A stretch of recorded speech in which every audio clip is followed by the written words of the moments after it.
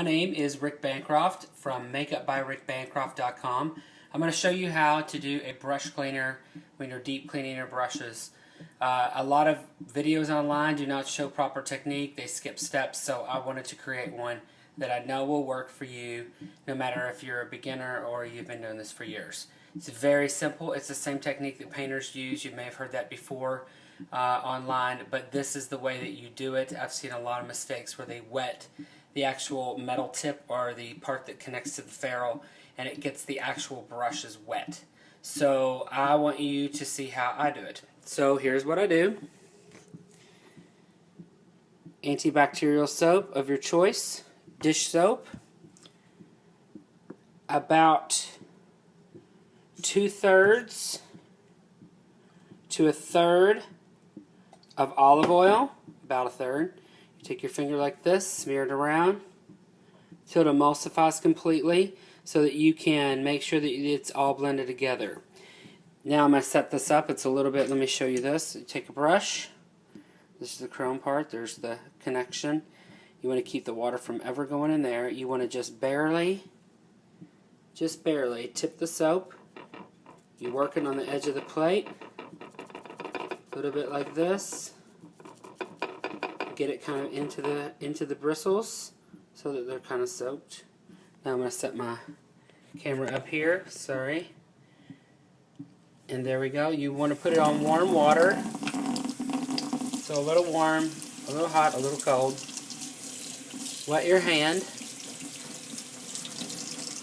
Run the brush in your hand. Foaming it up, as you see. Let the water run over this part, the silver part. Do not let it go over that. If you let it go over that, the water gets down into the top of the bristles, which are down up in here. This is fine to get this part wet, but you do not want to go above this. Alright, and then you do this and making sure that no foam comes out. You see there's still foam in there? See it foaming up? It's not finished yet. So run it again. Sometimes you got to squeeze just really gently. Just kind of squeeze it.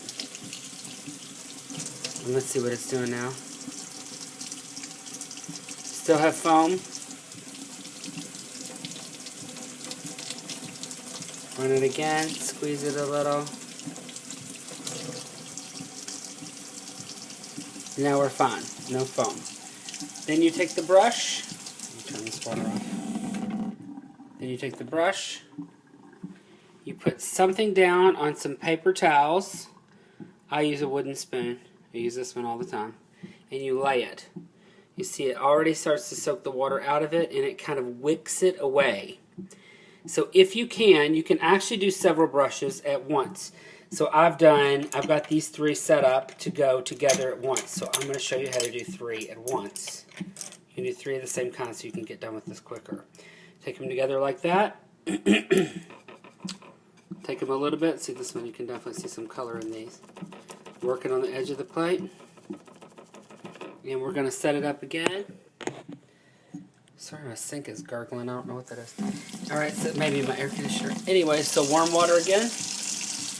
I need to get it off my fingers. Take and wet your hand. See, I'm holding all 3 together. Run it under the water, not on top of it.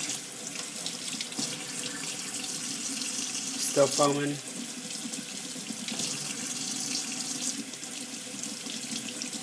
Squeeze a little.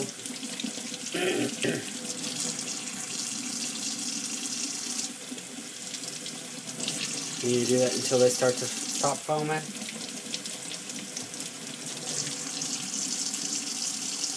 They're still foaming up. Okay, so they've stopped foaming now. All 3 of them at once, which was a lot faster actually. And then you lay them down. If you have double-ended brushes, like this one right here, when you get finished washing those, lay them flat. That's the only time that you have no option, because you can't stand it up like this, because the water will get into this part right here and it can make whatever brush end is up there, it can make that messed up. So that is my brush cleaner for deep cleaning. It is the best. It conditions everything from Taklon to natural fiber. Be sure to check out my webpage at makeupbyrickbancroft.com and check me out on Facebook and Twitter and sometimes Instagram. Anyway, thanks a lot. Take care.